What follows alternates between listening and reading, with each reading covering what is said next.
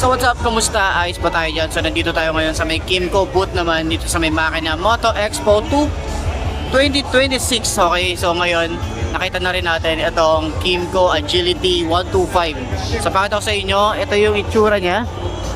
Ayan po yung Agility 125 ng Kymco. So napaka-cute ng itsura niya. Mukha siyang e-bike tingnan.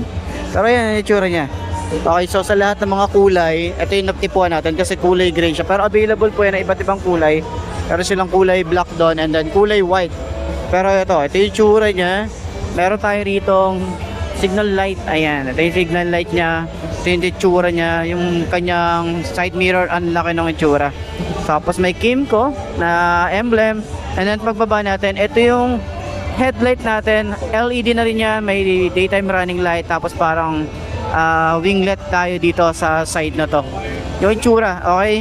So, pagdating naman dito sa may front fender, ito, ano rin, no? Flexible din siya, naka-telescopic fork. Meron din tayo rito ang single disc brake, dual pad caliper, and yung kanyang tires is Kenda. Okay, tubeless na rin to. Tapos, ito naman yung itsura ng ating mugs. Ayan, yung mugs natin. Okay, so dito naman sa side, meron tayong malawak na gulay board. Ganda ng gulay board natin. Dito naman din yung ating battery. Tapos meron din tayong malawak na side pocket dito. Side pocket, napakalawak din ng side pocket natin dito. Ang dami mong mailalagay dito. And meron din tayo rito utility hook. Okay. Simple lang yung ating ignition. Meron din tayong shutter lock. Yung ating panel gauge. Meron din tayong digital dito. And mga switches. Okay. Ito, kill switch, meron tayong park light headlight, electric starter, high and low, signal light, busina, and then yung ating lever dito, ang lapad din. Tapos yung grip niya, makapit yung grip.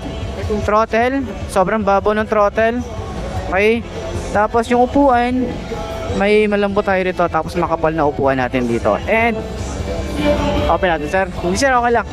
Tapos yung upuan natin dito, ayan, makapal yung foam, sobrang lambot ng foam natin. And meron tayong Agility na eco na nakalagay dito na emblem naman siya.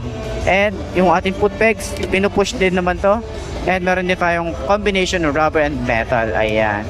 And naka-air cool tayo rito. Meron tayong swing arm, may naka-disc brake din, single pad caliper din tayo rito. And sa tires niya rito sa likod, medyo maliit lang talaga. Naka 10 inches lang din tayo rito. May tire hugger din tayo rito. Yung ating tambucho, ito yung tsura.